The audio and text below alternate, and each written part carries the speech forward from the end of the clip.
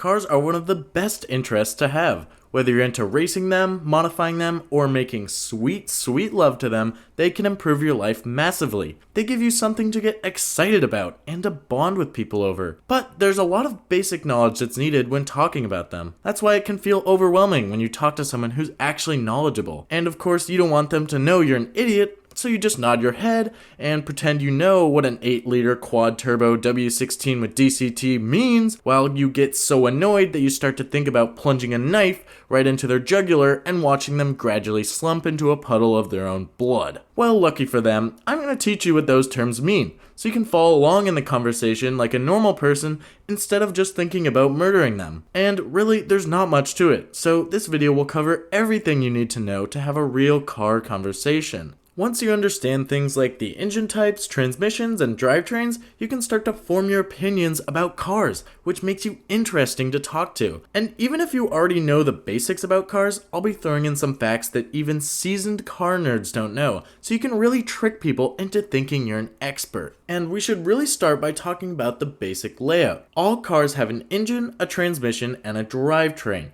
which is everything that you need to make the car go. Unless of course you're driving a Ford, in which case you'll be pushing most of the time, so that'll just add weight. But in general, these components are blended together in a multitude of ways to create anything from a Honda Civic to an F-150 to a Bugatti. Now let's take a look at the engine, and the first thing you need to know is that how it works isn't actually that important. You can just think of it like a fleshlight, because you should think about what it does for you and not what's going on inside while you're using it. All you need to know is that there are cylinders with a piston that pumps up and down, air and fuel goes in, combustion occurs, and that creates a force which is used to move the car. If you want to take that red pill and actually see how an engine works, you can just look it up. There's a ton of videos and it's really not that complicated. The real thing that you should know is the basic notation. So when you see something like this, you should be able to tell what kind of engine it has, and it's actually pretty easy. So the first thing to look at is actually the last number here, which tells you how many cylinders the engine has. This is the most important information since it tells you a lot about the character of the car. For example, something small, cheap, and light like a Honda Civic will almost always have 4 cylinders, while something faster and sportier like a Corvette or a Mustang will have 8, and a Bugatti can have up to 16 cylinders. And now that we know how many cylinders the engine has, we can look at the letter next to it, which tells us the layout of those cylinders. In this example, the V tells you that the engine actually looks like a V shape. The cylinders are divided into 2 separate banks which face each other at roughly a 90-degree angle. Probably the most common engine layout is the I shape, which also means inline or straight. Basically, every single 4-cylinder is an inline or straight 4, and BMW chooses to use inline 6s over the more common V6. The next important engine layout to see is denoted by an H or an F. Subaru and Porsche use this engine layout for most of their cars because it allows you to keep the weight lower to get better handling. In this engine layout, 2 banks of cylinders sit flat opposing each other on the same plane. In that way, the letter H actually represents how the engine looks, which cannot be said for the W engine layout. This is commonly used by like Bentley or Bugatti to fit a lot of cylinders in a small engine block, and this is how it looks. So not exactly like the letter W, but it sort of makes sense because maybe it's like having 2 V's within each other. And similar to the W layout, there's something called a VR layout, which you'll find in some Volkswagens. This allows you to get a 6-cylinder in the space of about an inline 4 or inline 5. And now that you've figured out the layout of the engine, you can look at the first number here, which is the displacement. So in this case, 3.0 L means 3 liters. This just tells you what the total volume is in all of the cylinders combined. So if you have a 3-liter V6, that means 3 liters is divided by 6 cylinders, so each cylinder is 0.5 liters, or 500 milliliters, or 500 cc's. And to put that in context, the new Honda Civic has a 4-cylinder with 1.5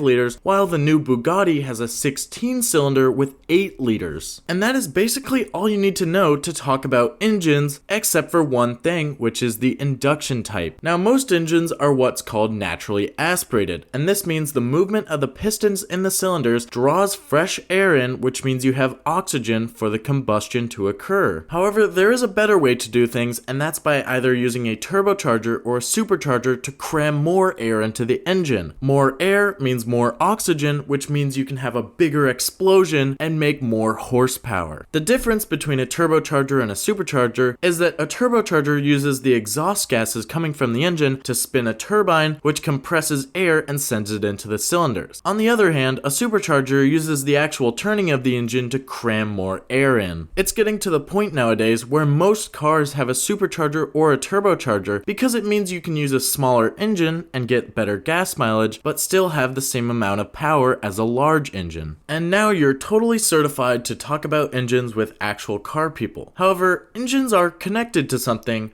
and that's the transmission, which is the next thing we need to talk about. And there are two basic types of transmissions. One is an automatic gearbox and one is a manual. Automatic basically just means that the car can actually shift gears for you. Now, in most modern automatics, you can find paddles behind the wheel to control when the car shifts, but it's still the car doing the shifting for you. Now, compare that to a manual gearbox where you have to go around playing with a stick all day. This is highly preferred to car enthusiasts because they love playing with sticks, and it's also more satisfying and a more engaging driving experience than driving an automatic. So if anyone says they're a car enthusiast but they drive an automatic, you should probably ridicule them and make fun until they hang themselves. Any true car enthusiast would drive a manual. Now, a manual gearbox takes practice to learn how to drive, and you also have to deal with 3 pedals instead of just 2. But that's why it's more fun. It's more engaging since there's more to do and you're constantly kept busy and focused on the experience of driving. Now, that's basically all you need to know about transmissions. Just get a manual if you're into cars and want to have fun, and get an automatic if you want people to know you're a loser. So we have power being generated in the engine, being sent through the gearbox, but now it needs to go through the wheels. And there's actually 3 different ways of doing this. One way of doing this is all-wheel drive, where you send power to all of the wheels. This is common in Subarus, and it's best for low-grip environments like snow or mud. However, it's very inefficient because there's a lot of power loss due to all the components. It's also pretty expensive and heavy. A cheaper and lighter alternative to all-wheel drive is rear-wheel drive. This is where you only send power to the rear wheels. This is very popular for performance cars as it offers the best blend of grip and lightness. That's because whenever you accelerate in a car, weight shifts to the back, and therefore there's more force on the rear wheels, which gives you better traction. Now compare this to the last drive type, which is front wheel drive. Front wheel drive is the cheapest and lightest way to build a car, but it's not as good for traction because when you accelerate, weight lifts off of the front wheels as it goes to the back, and then you get less traction in the front where your drive is. Now, this doesn't really matter for the majority of cars or people driving them, so pretty much any Civic or normal commuter car is front wheel drive. It's the cheapest drive type to build, it also gets the best fuel economy because there's less distance for the power to travel, and it's also safer because most people know how to drive a front wheel drive car, whereas a rear wheel drive car can be unpredictable to those without experience. Now, while you can send power anywhere, you can also place the engine anywhere. You can put the engine in the front of the car, in the middle, or even in the rear. By far the most common place to put the engine is in the front. But if you get an exotic car like a Lamborghini or a Ferrari or McLaren, usually the engine will be in the middle. Since the engine is usually the heaviest component in a car and it's in the middle, it means the car can rotate easily so it handles better. Now, rear engine is really only used by Porsche, and it's good because you get a lot of weight on the rear wheels, which gives you better traction. Now, all this is great and all, but there's one thing you really need to understand, and that is a limited slip differential. So in 95% of cars, you have what's called an open differential. This means the power takes the path of least resistance, so if you spin one tire, then that tire is going to instantly start spinning really fast, and the other won't have any power going to it. But if you have a limited slip differential, then whenever you start spinning one wheel, the other on the other side will start spinning at the same speed. This means you can drift and you get better traction because both tires are spinning trying to grab the pavement. So that's really the most important thing that any sports car needs besides a manual gearbox. So now we've talked about the engine, the transmission, and the drivetrain, and I said you can combine these things in different ways to create any type of car. So here are some of the basic types. The first is what I call an econo box. This is basically your Chevy Spark or your old Hyundais. These are usually front engine and front wheel drive, and they're made for people who don't really care about driving. They're not meant to be fun or luxurious, just meant to get you from point A to point B. Muscle cars, on the other hand, are quite different. They're meant to have tons of power and be really fun to drive in a straight line. They're usually pretty cheap, and you can think of it like a Mustang or a Camaro. A muscle car has to be rear-wheel drive, and it usually has a V8, sometimes even with a supercharger on it. These cars are big and heavy, and they don't really go around corners, which is fine because the typical person who buys this car doesn't even know how the steering wheel works. Now, moving on from muscle cars, you have luxury cars. These often have the same large engine, but it's meant to be more smooth, and the interior are much nicer. Something like a Lexus LS400 has a smooth V8, while a Rolls-Royce Phantom has a silky V12. And now we move on to sports cars. These tend to be lighter and smaller than muscle or luxury cars, and they have less power. A muscle car will have overwhelming and intoxicating power, while a sports car has just enough, or maybe a lot, depending on how expensive it is. It also has a bigger focus on handling than either of the prior categories, and these things tend to have little compromise. Oftentimes a sports car is like a regular Civic or Golf that just got converted to be a little bit more fun. Sometimes you have a purpose-built like a coupe, which is meant to be just a sports car, but it still has a usable trunk and you can daily drive it. Now compare that to a supercar, which is a lot more compromised. It's focused on being really fast and really fun. It has a huge focus on handling, and it tries to be super light and awesome looking. That means it has a tiny trunk, gets bad gas mileage, and if you try to daily it, you're probably gonna wanna hang yourself. Now, one step up even from that is hypercars. These are over $1 million,